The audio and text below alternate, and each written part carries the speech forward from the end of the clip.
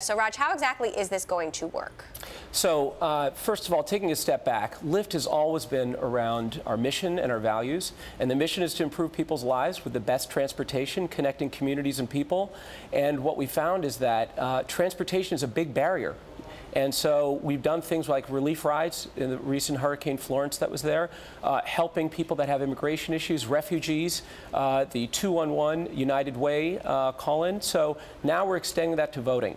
Our values are really important to us, and we think the best expression of a consumer's and a citizen's values is the ability to vote. The challenge has been, in the 2016 election, 15 million people that were registered didn't make it out to vote due to transportation issues. So we want to make a difference on that. So where will rides be free? Where will they be discounted? How are you deciding this? Obviously, there's a lot of controversy around election mapping and who actually gets in the door. Good questions. We are making the discounted rides available to anyone and everyone in the country. Everyone gets a discounted ride. Everyone gets a discounted ride. You can download the codes today on BuzzFeed and get those rides. And the discount is from wherever you are to, it's a geofenced area, to where your polling location is. We're in fact even going to help you find what your polling location is right in the app if you're not sure what it is.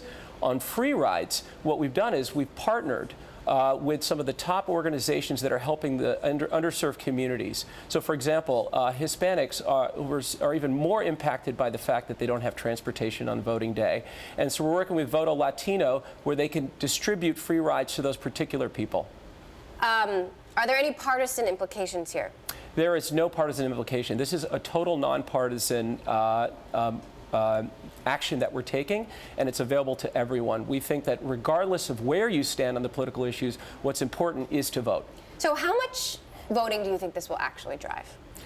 We think that, as we've seen through elections, that they're often decided just by whether it's 10,000 on a local level or it could be hundreds of thousands, that we can have a real significant impact here, especially looking back at the 15 million people that had issues and the number of users that we have on Lyft. We had about 24 million users almost that were using Lyft in 2017.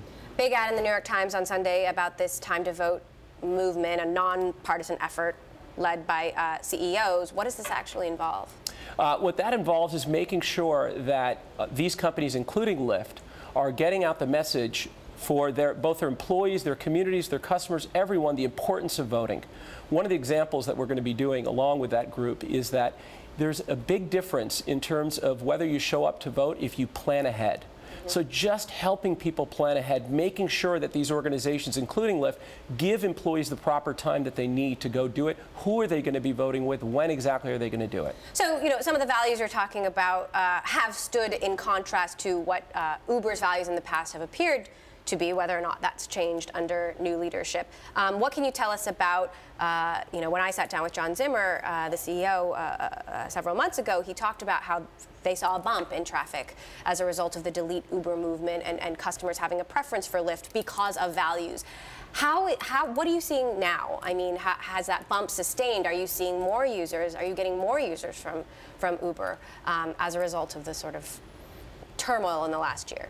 We think that that was probably one of several catalysts that have caused our market share to increase, and it continues to increase. But it's just one catalyst. What also matters is wait times for consumers, the quality of the experience, how they enjoy interacting with their driver that's there, and the prices that are there. And we've been improving across all of those areas. You are also head of Lyft's self-driving business, head of business. How do you see that actually contributing to the broader Lyft pie in the future? How important is that business going to be? I think it's really important. It's important to cities. It's important to communities because it impacts certain areas like safety from a big perspective, as well as bringing the cost down of transportation, which is really important. We've noticed is that as we've been able to bring the cost of transportation down, more and more people are using it. We're encouraging mobility. It's helping the economy. And so we think that in the long run, this is where autonomous is going to take us. But it's not just about autonomous. What we've also committed to is having an autonomous electric shared fleet. All of those are really important to reduce congestion, to reduce emissions, and to bring the prices down and provide a great experience. You talk about bringing prices down. There's a new legislation that could be passed soon that could mean 3.25% more tax on riders in San Francisco. How big an impact do you think this is going to have, given this is a huge market for you? Yeah, you know, anytime that there's an impact that is singling out a particular mode of transportation, it's not good. If it is something that, for example, is a congestion-related tax that impacts everything, we're all for it. But when we're singling out one mode, especially a mode where 35% and growing of Lyfts are shared and we're reducing the number of cars, we don't think it's the right policy. All right. On track for the IPO, first half of next year, first quarter of next year, I believe we've reported? Well, I can't comment on timing, but we are going to make those steps whenever it's right for us.